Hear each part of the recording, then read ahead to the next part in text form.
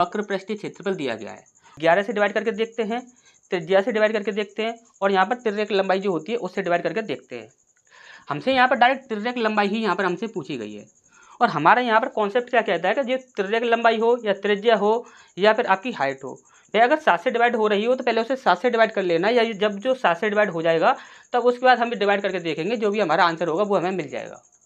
हमने बोला कि यहाँ पर देखें तो यदि हम देखें तो देखिए 7 से आपका यहाँ पर 21 डिवाइड हो जाएगा, और 7 से आपका ये 27 डिवाइड नहीं होगा, 7 से आपका 25 डिवाइड नहीं होगा, और 7 से आपका 23 डिवाइड नहीं होगा।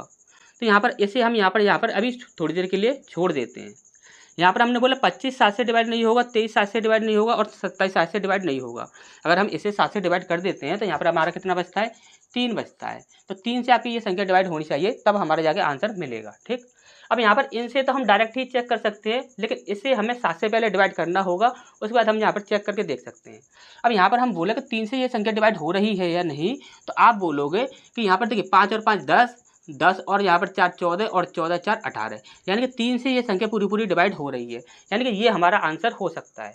और यहाँ पर देखिए 25 से बात करें तो 25 से ये संख्या आपकी डिवाइड होगी नहीं, 23 से भी ये संख्या डिवाइड नहीं होगी, ये डिवाइड हो जाएगी। और 21 से अगर यदि आप देखते हो तो यहाँ पर 21 की बात की जाए तो 21 के लिए आपको क्या करना होगा, 7 3 21 होता है।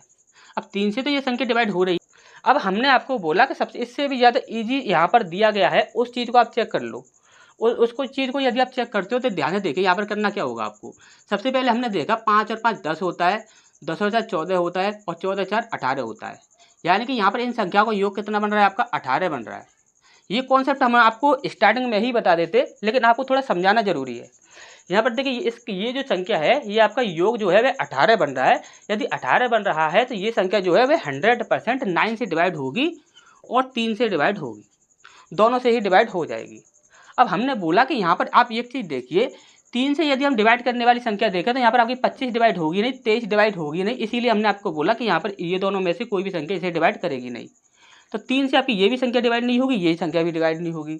हमने बोला यहाँ पर 9 से कौन सी संख्या हो रही है और 3 से कौन सी हो रही है, तो 3 से 21 भी हो जाएगी और ये भी हो जाएगी। हमने बोला 9 से कौन सी हो रही है, तो 9 से आपकी 27 हो जाएगी, लेकिन आपकी 21 डिवाइड नहीं होगी, तो ये आपका आंसर नहीं होगा। तो ये हमारा आंसर नहीं होगा, और 9 से डिवाइड होने वाली 27 है, तो यही हमारा आंसर होगा। ऐसा हम क्यों बोल रहे हैं तो ध्यान से समझिएगा।